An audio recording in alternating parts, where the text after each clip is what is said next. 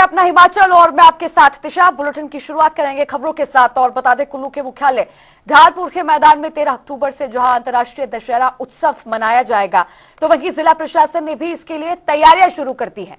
इसके साथ ही सांस्कृतिक कार्यक्रम आयोजित किए जाएंगे। इसके अलावा अंतर्राष्ट्रीय दशहरा उत्सव में 21 देश के राजदूत भी शामिल होंगे। इसी कड़ी में सीपीएस सुंदर ठाकुर ने रथ मैदान का निरीक्षण किया है ताकि देश विदेश से आने वाले लोग अंतर्राष्ट्रीय दशहरा उत्सव के रथ यात्रा का आनंद ले सके। खेल गतिविधियां हैं वो हमारी 3 दिन के लिए यहाँ पे होगी और उनका समय सुबह से लेकर दोपहर तक रहेगा 2 बजे तक। 2 बजे से 6 बजे यहाँ पे कल्चरल कार्यक्रम होंगे। स्टेज 2 पे 4 घंटे का कार्यक्रम होगा और 6 बजे से 10 बजे तक जो है स्टेज 1 जो कला केंद्र है उसमें ये कार्यक्रम होगा। इसके लिए आज हम यहाँ पे, क्योंकि स्टेज 2 है, ये भी साउंड के लिहाजे से और पूरा जो सजावट के लिहाज से किसी भी तरह से कला केंद्र से कम नहीं लगना चाहिए। ये हमारी, क्योंकि दिन का जो हमारा देखने वाले लोग हैं, हमारे बुजुर्ग लोग हैं, वो दोपहर के समय में यहाँ आते हैं और ख़ास तौर पे जो यंग क्राउड है वो शाम के समय में आता है। ऐसे में जो हमारे विदेशी कलाकार आ रहे हैं और जो हमारे स्टार परफॉर्मर हैं, वो दिन को आने वाले जो हमारे गांव के बुजुर्ग हैं या जो परिवार समेत दोपहर को आने का जो अलग से एक जो है क्राउड रहता है, उनके लिए भी कोई कार्यक्रम मिस ना हो। और वहीं नालागढ़ के विधायक बाबा हरदीप सिंह ने प्रेस कॉन्फ्रेंस की। इस दौरान उन्होंने बीते दिनों से 2 समुदायों के बीच चल रहे विवाद को लेकर चर्चा की। उन्होंने कहा कि ये 2 दोस्तों का आपसी विवाद था, तो वहीं इस विवाद को राजनीतिक रंग देने की कोशिश की जा रही है। ये बताया गया कि यहाँ कोई विवाद हुआ है और विवाद के चलते यहाँ जो है इसको जो है दूसरा रंग दिया जा रहा है, धर्म का रंग दिया जा रहा है, कम्युनल रंग दिया जा रहा है। और मुझे ये अश्योरेंस जो है पुलिस की तरफ से ये हुई कि इसको जो है शांत कर लिया जाए। मैं चाहता हूँ कि ये विवाद जो है इसकी जड़ क्या है, सबसे पहले तो उसकी जड़ के ऊपर जो है वो जाना चाहिए। इसकी जड़ ये है कि ये विवाद 2 लड़कों का आपसी विवाद है जो आपस में दोस्त रहे। एक लड़का जो है वो दून विधानसभा क्षेत्र से है, मुस्लिम कम्युनिटी से है, और दूसरा लड़का जो है यहाँ सल्लेवाल से है, और ये लोग आपस में दोस्त रहे। और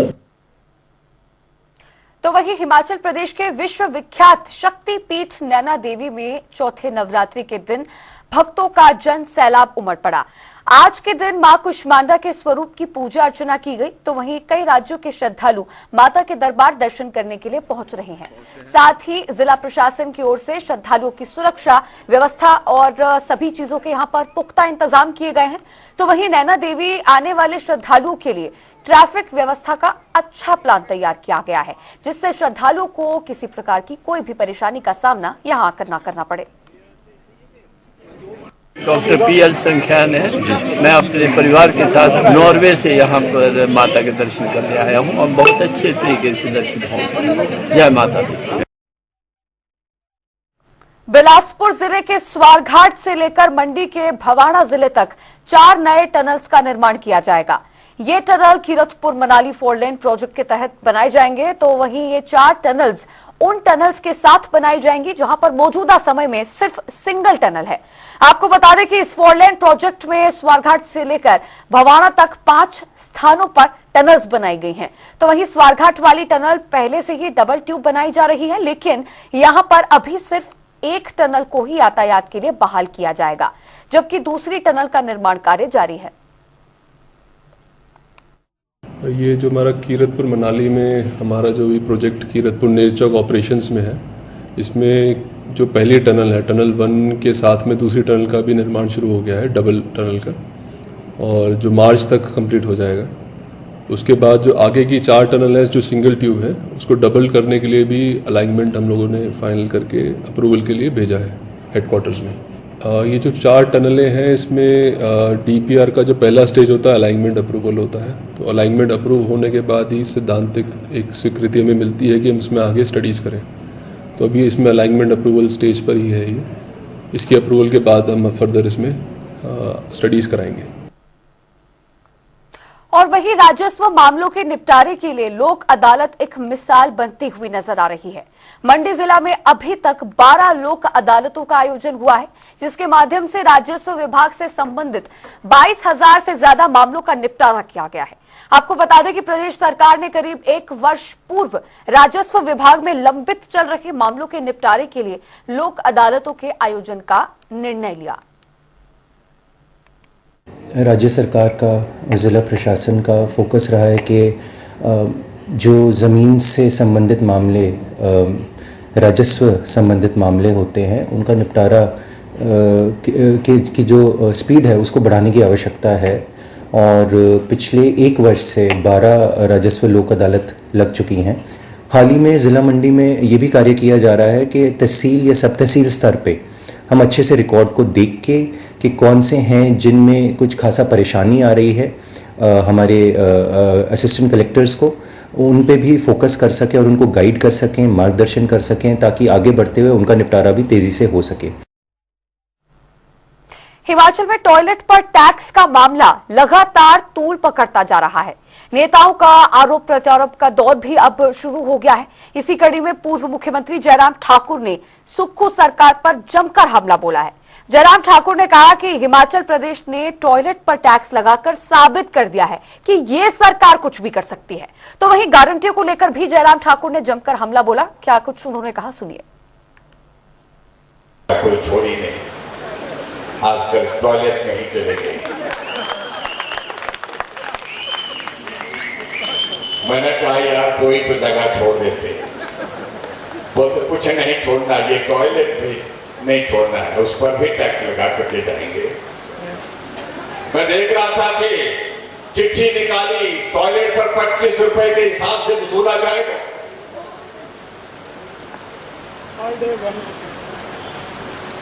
और 25 रुपए का मतलब है 1 रुपए का 1 दिन। अब आने वाले समय में मालूम नहीं कि ऐसे हालात पैदा करेंगे कि अगर आप टॉयलेट 4 बार इस्तेमाल करेंगे उसका भी रेट तय करेंगे।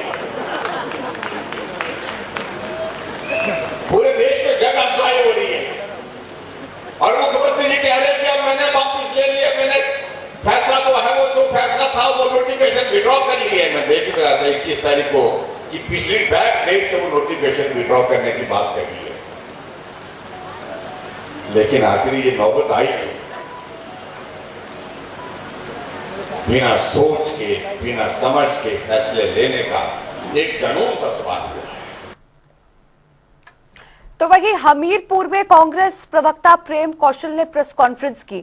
इस दौरान उन्होंने जेपी नड्डा के हिमाचल दौरे पर जमकर निशाना साधा, साथ ही नड्डा के बयानों पर पलटवार भी किया। उन्होंने कहा जेपी नड्डा सरकार पर निराधार आरोप लगा रहे हैं। तो वहीं उन्होंने केंद्र सरकार पर हिमाचल प्रदेश के साथ अछूतों जैसा व्यवहार करने का आरोप भी लगाया है। नड्डा मंत्री बनने के बाद पहली बार हिमाचल प्रदेश आए थे। हिमाचल उनका अपना राज्य है और उम्मीद थी कि हिमाचल आके वो कोई हिमाचल के मसलों की बात करेंगे। हिमाचल में बहुत सारी दिक्कतें हैं, बहुत सी परेशानियां हैं, तो उन परेशानियों को लेके, उन दिक्कतों को लेके केंद्र सरकार में बतौर मंत्री वो केंद्र की तरफ से हिमाचल प्रदेश के लिए क्या करेंगे। हिमाचल में जैसे आर्थिक तौर पर हिमाचल की कुछ दिक्कतें हैं, उन दिक्कतों को दूर करने के लिए केंद्र सरकार में रह के वो क्या हिमाचल प्रदेश की मदद कर सकते हैं, हिमाचल के मसलों के ऊपर उनका क्या नजरिया है। तो ऐसी उनसे उम्मीद थी, लेकिन जिस तरीके का उनका कल संबोधन रहा, भाषण रहा, बड़ा दुखद और अफसोसजनक और निराशाजनक रहा। कि एक शुद्ध राजनीतिक भाषण उन्होंने दिया और दुनिया भर का झूठ जेपी नड्डा ने अपने भाषणों में कहा, चाहे वो टॉयलेट टैक्स की बात हो, चाहे केंद्र से जो प्रदेश को पैसा मिल रहा है उसको लेकर उन्होंने कहा कि हमारी कड़छी बहुत बड़ी है लेकिन यहाँ की जो पत्तल है उसमें छेद है। तो इस तरह की बातें करके उन्होंने, मैं समझता हूँ कि बहुत बड़ा झूठ बोला है। लेकिन ज्यादा दुर्भाग्यपूर्ण तब हो जाता है जब राष्ट्रीय अध्यक्ष और वो भी अपने राज्य में आके लगातार और बड़े बड़े झूठ बोले। हालांकि भाजपा के नेता झूठ बोले उसमें कोई आश्चर्य की बात नहीं है, क्योंकि ये पार्टी ही झूठ बोलने वाले लोगों की है, पर अपने घर में आके झूठ बोलना जो है मैं समझता हूँ वो वाजिब नहीं। और चलिए अब बुलेटिन के बीच आ रही है एक बड़ी खबर का रुख कर लेते हैं। इस वक्त की बड़ी जानकारी सामने आ रही है। बता दें, एमसी कोर्ट ने अवैध मस्जिद मामले पर फैसला सुनाया है। कोर्ट के फैसले का देवभूमि संघर्ष समिति ने स्वागत किया है। कहा कि समाज की जीत हुई। जमीन के मालिकाना हक का मामला अभी कोर्ट में विचाराधीन है। पूरी मस्जिद ही अवैध रूप से बनी हुई है।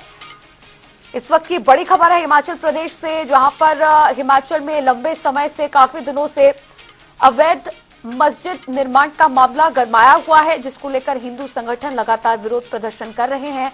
हिंदू संगठनों में इसी बात को लेकर रोष है और अब एमसी कोर्ट में इस मामले को लेकर सुनवाई हुई और फैसला लिया गया कि 3 मंजिलें इस मस्जिद की गिराई जाएंगी। 2 महीनों के भीतर मस्जिद को अपने ही खर्च पर ये 3 मंजिलें गिरानी होगी और इसके बाद जो अगली सुनवाई है वो 21 दिसंबर को होगी। कोर्ट के फैसले का देवभूमि संघर्ष समिति ने स्वागत किया है। कहा कि इस फैसले से समाज की जीत हुई है। जमीन के मालिकाना हक का ये मामला है जो कि कोर्ट में अभी भी विचाराधीन है और साथ ही बता दें कि उनका कहना है कि ये पूरी ही मस्जिद अवैध है। हम इस निर्णय का स्वागत करते हैं और इस निर्णय की सराहना भी करते हैं, क्योंकि केस अभी पेंडिंग है, केस पूरा डिसाइड नहीं हुआ। ये समिति ने संघर्ष नहीं किया, समाज के प्रत्येक वर्ग के व्यक्ति ने संघर्ष किया। समिति तो एक बाद में उसका संचालन के लिए एक रूप बना। जिस तरह आप न्यायालय की बात करते हैं, जो लोगों ने आवाज दी थी, जो आवाज उठाई थी, वो सत्य की आवाज थी। आज न्यायालय ने भी अपनी मुहर उस पर लगा दी। इसलिए जो समाज ने उठाई आवाज वो सत्य थी और उसको कोर्ट ने प्रमाणित कर दिया। इसलिए आधा केस न्यायालय में विचाराधीन है। जो अभी आदेश हुए हैं उसकी पालना करें। और चलिए अब खबरों में आगे बढ़ेंगे। बता दें, हिमाचल प्रदेश के ग्रैपलिंग खिलाड़ी लगातार प्रदेश का नाम अंतर्राष्ट्रीय स्तर पर रोशन कर रहे हैं। अब शिमला में संबंध रखने वाला तेज तर्रार खिलाड़ी तेज प्रकाश अंतर्राष्ट्रीय स्तर पर प्रदेश का प्रतिनिधित्व करने जा रहा है। ये जानकारी आर्यव्रत वेलफेयर और चैरिटेबल संस्था के संयोजक ने दी है। उन्होंने बताया कि तेज प्रकाश एक बेहद मेहनती खिलाड़ी हैं और राष्ट्रीय स्तर पर ये अपनी अलग पहचान बनाने में कामयाब हुए हैं। तेज प्रकाश पहलवान, हिमाचल प्रदेश शिमला धामी के एक छोटे से गांव बैंस से बिलोंग करता हूं और मेरा आज का जो एक प्रेस कॉन्फ्रेंस रखी थी, ये आर्यव्रत सोसाइटी ने मेरे को सम्मानित किया, उनका बहुत बहुत धन्यवाद। तो ये प्रेस कॉन्फ्रेंस मेरे गोल्ड मेडल मेरा ग्रैपलिंग में अभी जो पिछले महीने हुई थी, उसमें मेरा ग्रैपलिंग में हरियाणा रोहतक में मैमड्यू में मेरा गोल्ड मेडल -130 केजी कैटेगरी में आया था। और फिर आज मेरे को आर्यव्रत सोसाइटी ने स्वागत किया, मैं इनका बहुत बहुत धन्यवाद करता हूँ। और जो भी है कि ग्रैपलिंग भी एक कुश्ती की तरह गेम है। ये खबरों में आगे बढ़ेंगे। बता दें, हमीरपुर में फूड एंड सेफ्टी विभाग त्योहारी सीजन को लेकर अलर्ट हो चुका है। अक्सर देखा जाता है कि त्योहारों के चलते दुकानदार फूड एंड सेफ्टी विभाग के नियमों को दरकिनार करके मुनाफा कमाने के लिए लोगों के सेहत से खिलवाड़ करते हैं। लेकिन इस बार हमीरपुर फूड एंड सेफ्टी विभाग पूरी तरह से अलर्ट हो चुका है ताकि लोगों के स्वास्थ्य के साथ कोई खिलवाड़ ना हो, जिसके चलते फूड एंड सेफ्टी विभाग मोबाइल वैन के माध्यम से दुकानदारों के खाद्य वस्तुओं के सैंपल भरेगा। मिठाइयों में कलर लोग जो यूज़ करते हैं उसके रिगार्डिंग डिपार्टमेंट टाइम पे सैंपल भरते रहता है और पीछे भी हमने काफ़ी सैंपल्स लिए जिनमें कलर का यूज़ हुआ है और वो फेल भी पाए गए और माननीय न्यायालय में वो भी चले भी ये केसेस। अभी त्योहारों का सीज़न है तो हम जो मिठाई बनाने वाले हैं उनसे आग्रह भी करेंगे कि वो कलरों का प्रयोग ना करें। अगर करें भी तो विद इन जो प्रिस्क्राइब लिमिट FSSAI द्वारा है उसी के अनुरूप ही वो कलर रंगों का प्रयोग करें। हिमाचल सरकार के आदेश के मुताबिक सरकारी अधिसूचना में कहा गया है कि शहरी इलाकों में रहने वाले लोगों को अब घर में लगने वाले हर टॉयलेट सीट के लिए 25 रुपए शुल्क देना होगा। ये बिल सीवरेज और पानी बिल के साथ लगकर आएगा। इस पर प्रतिक्रिया देते हुए बीजेपी नेताओं ने कांग्रेस समेत सुक्खू सरकार पर जमकर प्रहार किया है। उन्होंने इस फैसले की कड़ी शब्दों में निंदा करते हुए क्या कुछ कहा है, सुनिए। तो आप टॉयलेट भी फ्री में नहीं जा सकते, ये स्थिति कांग्रेस ने कर दी है। इसलिए कहा जाता है कांग्रेस जहां जहां भी आई वहां महंगाई, लूट और बर्बादी लाई। ये हिमाचल की कांग्रेस सरकार की आर्थिक दिवालियापन को प्रदर्शित करता है। कांग्रेस पार्टी की हिमाचल की सरकार अगर टॉयलेट पे भी टैक्स लगा रही हो तो इससे ज्यादा असंवेदनशील सरकार नहीं हो सकती। राहुल गांधी का खटाखट मॉडल अब अपने चरम पर पहुंच चुका है, जहां पर दूध, पानी, बिजली, पेट्रोल, डीजल के बाद अब कांग्रेस की सरकार